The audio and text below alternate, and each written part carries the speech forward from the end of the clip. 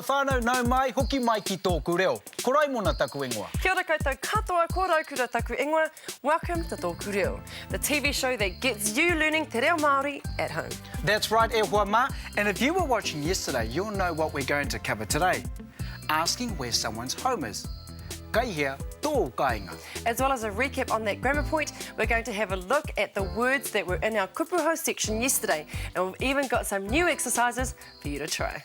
Just to add one more thing to the mix whānau, we've got our native speaking kaumātua here today to show you how our grammar point can be used in an everyday conversation. So there you have it, whānau. We've got a lot in store for you today. But if you do miss anything or if things get a bit too fast for you, visit our website on www.tokureo.maori.nz to catch up on anything. That's how we do it. Sweet. Well, let's get into our first part, whānau. You know the drill. Grammar.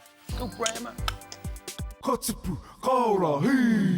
first is a quick recap of our kinship terms using the are and or category. Take a look at these. Who are your parents? Ko wai o mātua. Rawiri and Tama are my nephews. Ko rawiri rawa ko Tama aku I Rāmatu. Who are your grandparents? Ko wai o tēpuna. Who are your daughters? Ko wai au tamahine. Who are her older sisters? Ko wai ona tuākana. Those were examples of sentences in the plural form. Now we're moving on to kei hea tō kāinga. Kei hea literally translates as where is or are.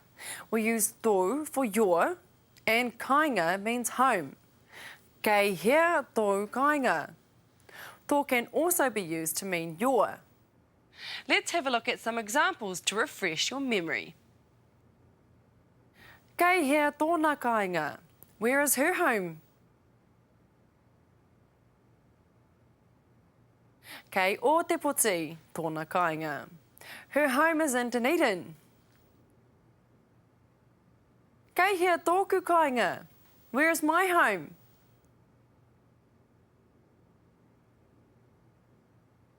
Kei Aotearoa tōku kāinga. My home is in New Zealand.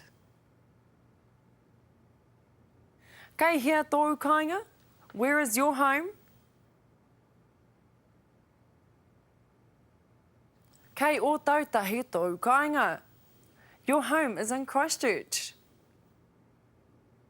All right, let's now take another look at what's happening in the taxi. Take a look at this.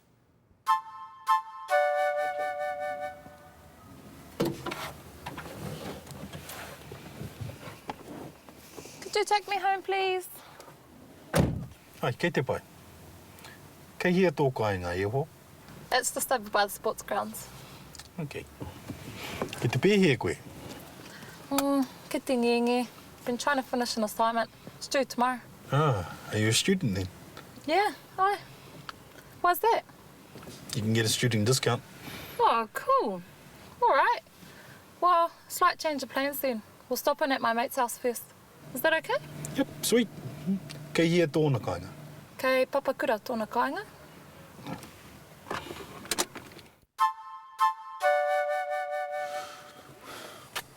Kei te pai koe e hoa. Kāore, I just saw my niece off and I miss her already. Oh, poor thing. Kei whi tōna kāinga. Kei te wai paunamu tōna kāinga. My sister moved there last year, so don't see them as much. Oh, I know how you feel e hoa. I moved there a couple of years ago from Pewhairangi. I have a brother here though. Oh, that's nice. Kei hea tōna kāinga. He lives with me actually. Oh, and I thought I had problems. Kei hea tōu kāinga. Ah, kei manu rewa tōku kāinga. Hope you managed to catch all of the examples in those clips, e huama. Coming up now is that part of the show where we get to hear te reo Māori being used naturally by our native-speaking kaumātua, and they'll even throw in a few examples of today's grammar point just for you. Ka pai? Here it is. Listen carefully. Kei whia tōu kāinga. Tōku kāinga e noho anau ia e nēnā ki konei ki te atatu. Engari tōku kāinga, kei hoki anga, kei miti tōku kāinga tino. Kārau e tō kāinga, ko tai au ki reira. A tāhua. Kei whia tō kāinga? Tōku kāinga kei wai tākere nei au, ke raro i te ngahere nei. Ai. Ko te huarahi ko pai wai nei. I whakaingoa nge ki te autai a ka mau te wihira. Te tohunga o te whutuporo. Ai, koia. Ko pai wai. Dr. Pai wai. Whakaingoa nge taua huarahi ra. Aia, koina. E tino tohunga mo te Tino tohunga mo te tākoro tākoro whutuporo. Ai. Katipu, kaurahi! Well done, whānau. Now you'll get to see that footage one more time. But when one of our kaumātua use the sentence from today's grammar section, the screen will flash, showing that sentence. Take a look and see how many you actually picked out. Kei whia tau kāinga. Tōku kāinga e noho anau ia e nena ki konei ke te atatu. Engari tōku kāinga kei hoki anga, kei miti tōku kāinga tino. Kārau e tō kāinga, ko tai au ki reira. A tāhua. Kei whia tō kāinga? Tōku kāinga kei wai tākere nei au, ke raro i te ngahere nei. Ai. Ko te huarahi ko pai wai nei. I whakaingoa nge ki te autai a ka mau te wihira. Te tohunga o te whutuporo. Ai, koia. Ko pai wai. Dr. Pai wai. Whakaingoa nge taua huarahi ra. Aia, koina. E tino tohunga mo te tākoro whutuporo. Ai. Katipu, kaurahi! Coming up next, Te Whāma, we've got our iwi dialect segment. Can you remember which iwi is in the limelight this week? Keep watching to find out. The term Pākuha is a typical Te Arawa kupu, and it refers to in-law to in-law. A good example is my father would be a Pākuha to my father-in-law, or my mother would be a Pākuha to my mother-in-law, or my parents would be Pākuha to my wife's parents or to my in-law. So it's in-law to in-law.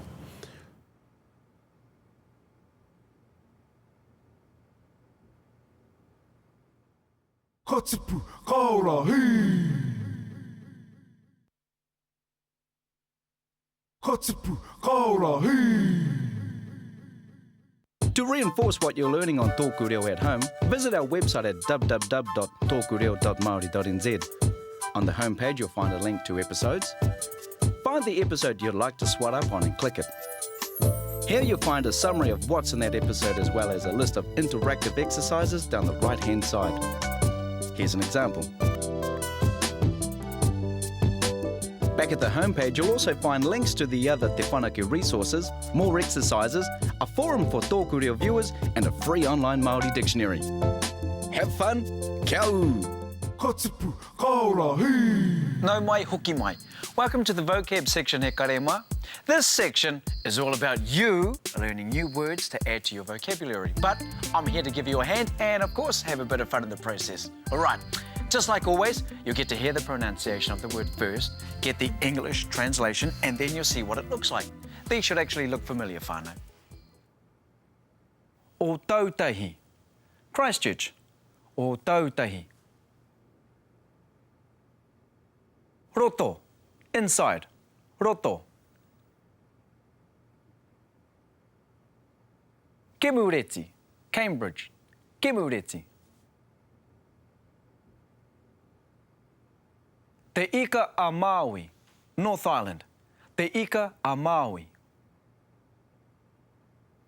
Runga, on, runga. Waho, outside, waho. Rohe, district, rohe. Rakiura, Stewart Island, Rakiura. Raro, under or below, raro. Aotearoa, New Zealand. Aotearoa. Okay, this time, whānau, we'll go over the same 10 words, but you won't get the English translation, just some images relating to those kupu. And your challenge here is to try and guess the word before I actually say it. Now, make sure to say them out loud too. O tautahi. Christchurch. O tautahi.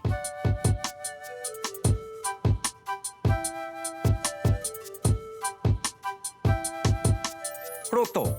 Inside. Roto.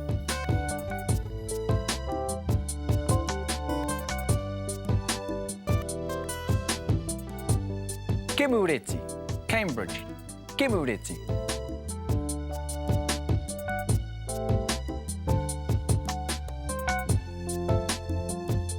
Te ika a Maui, North Island. Te ika a Maui.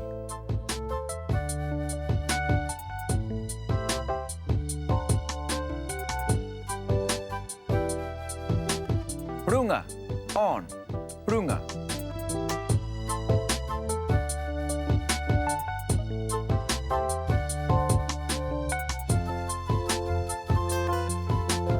Waho, outside, waho.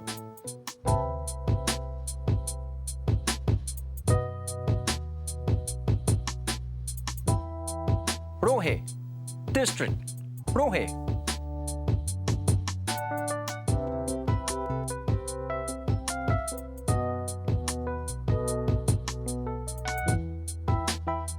Rakiura, Stewart Island, Rakiura.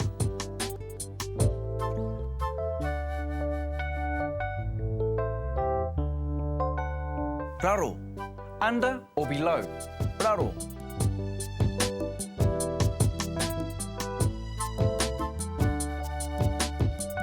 Aotearoa, New Zealand, Aotearoa.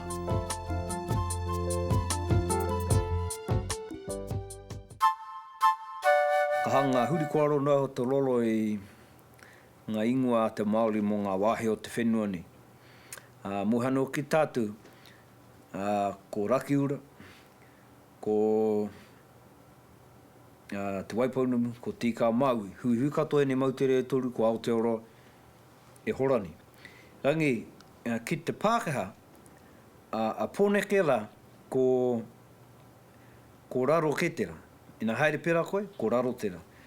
Ka haere pera ke koe ki te taitukairau, ko runga ke tera. E rangi ai ki te Māori, ka huri ko aroke.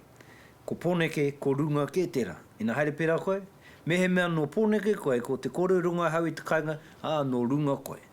Mehe mea no te taitukairau koe, no raro ke koe. Anipa ko te take i pera, ko te ika nei anō, ko te mātenga, na ko runga tera, ko te hiku, ko raro ke tera. No leila, mehe mea no hau no te taitukarau, ka haere au ki Kemureti, e haere ana a hau ki runga.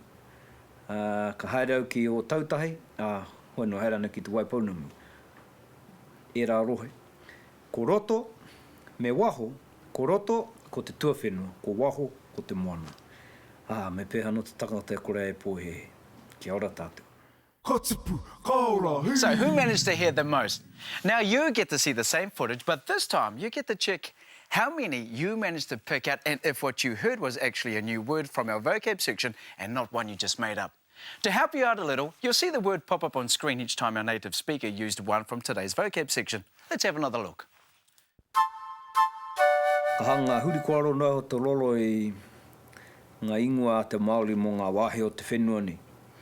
Muhano ki tātou, ko Rakiura, ko te Waipounamu, ko Tika Maui, hui katoa ne mautere e toru ko Aotearoa e horani.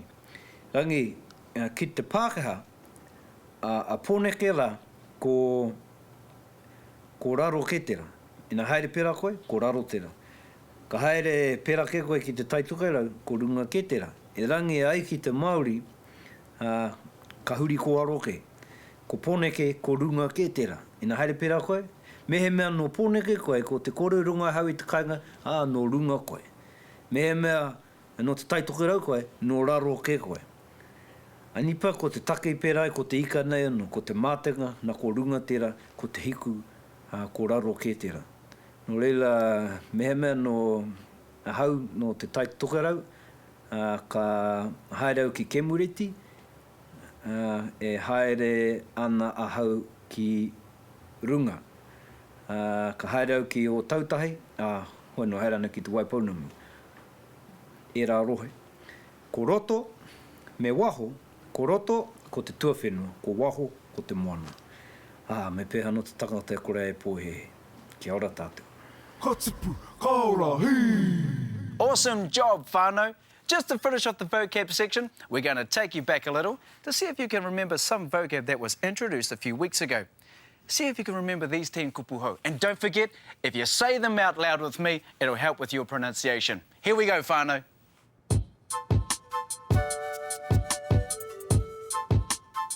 Hikoi, walk or march. Hikoi.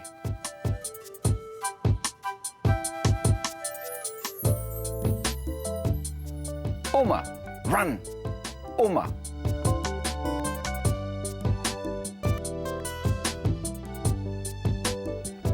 Toa means shop, as in the clothes shop. So, toa.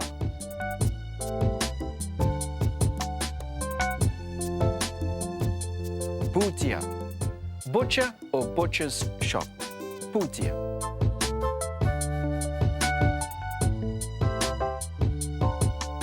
Kirikiti, cricket or cricket game. Kirikiti.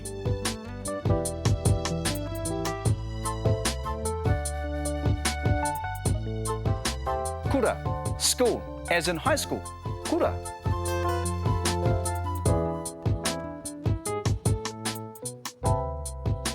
Taone, town. Taone.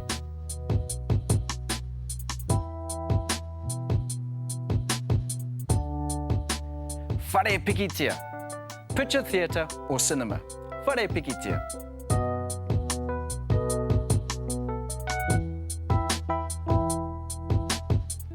Whare paku, the toilet, eh? Whare paku.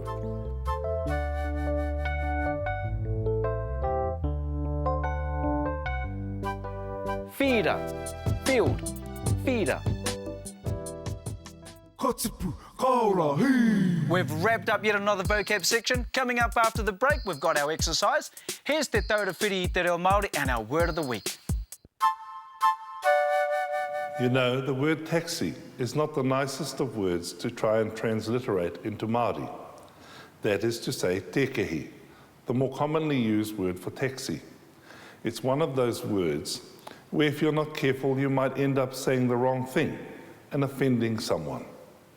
At Te Taura Whiri i Te Reo Māori, we've come up with a new word for taxi, waka tono. Waka meaning vehicle and tono meaning to order. Waka tono, taxi, and no more cause for offence.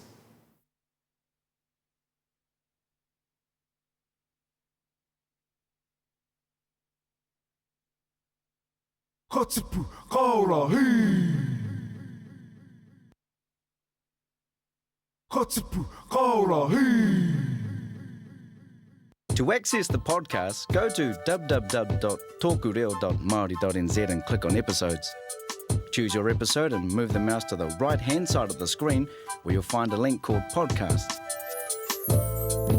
Click this link to download TŌKU Reo Podcast to your iPod, MP3 player, etc. With video, audio and exercises, you can brush up on your Te Reo Māori skills anywhere, anytime, 24/7. Kia kaha. Ka tipu, ka ora, hī! Kia ora koutou, welcome to the exercise segment, the part of the show where we get to have a little bit of fun trying to get the hang of today's grammar point. Kai hea tō kāinga. To help get the hang of that, we've come up with 3 different exercises from yesterday's episode. In this first exercise, you'll need to unscramble the sentence so that it actually makes sense. Don't worry, we'll help you out. We'll show you the English translation of what the sentence should say, and you'll even get a whole 10 seconds before the sentence is unscrambled and the correct answer is shown. Got it? You got it? Yeah, check this out. Someone? Where's my home?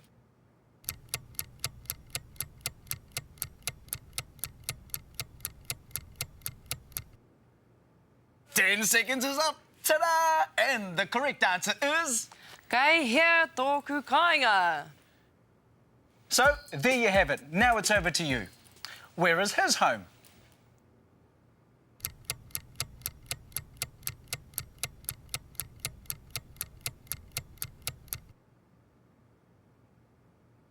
Kei hea tōna kāinga.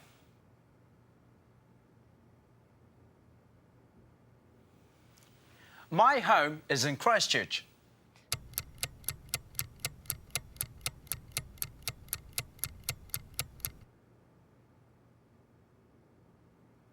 Kei o tautahi tōku kāinga. Is your home in Hamilton?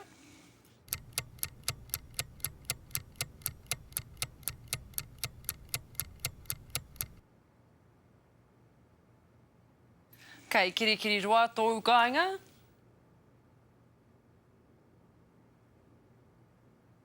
Where's your home?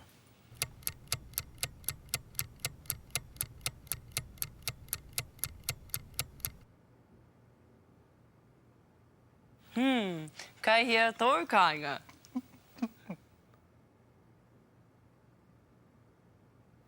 Awesome job, whānau. This next exercise is a bit like Jeopardy, if you remember that game. The answer will be given for you. All you have to do is give us the question. Just like the other exercise, you'll get 10 seconds before the actual question is given. Sound easy? Take a look at this example to help you out. Kei te whanganui ātara tōna kāinga.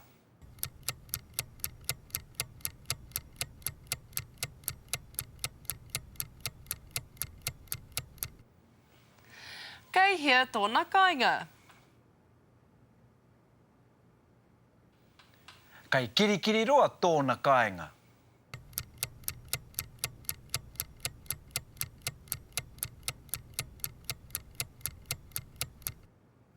Kei hea tōna kāinga. Kei te papa ioia tō kāinga.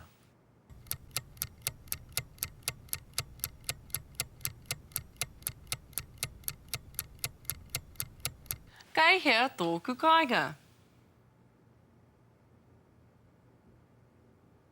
Kei o te poti tōku kāinga.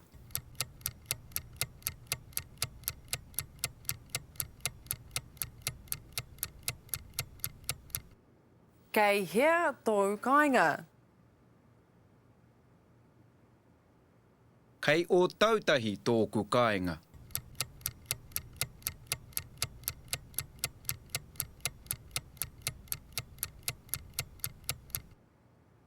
Kei hea tōu kāinga.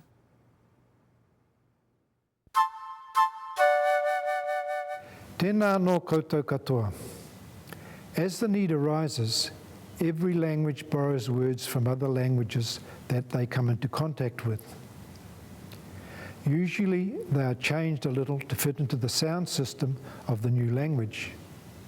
Māori is no exception to this. These are usually called loanwords or borrowed words, although there is no intention that Māori, or English for that matter, will ever give their loanwords back to the original language.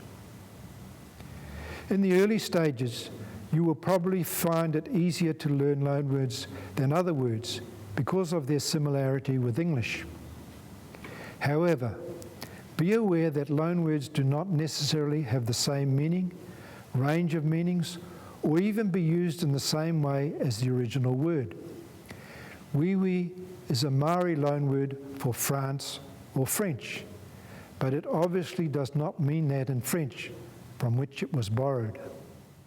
Katipu, kaora, hei! Well, whānau, that brings us to the end of today's show. If you didn't quite catch everything, didn't quite get the grammar point, or if you just need a bit more practice, don't forget we have a website that could help with all of that. It's www.tokureo.maori.nz.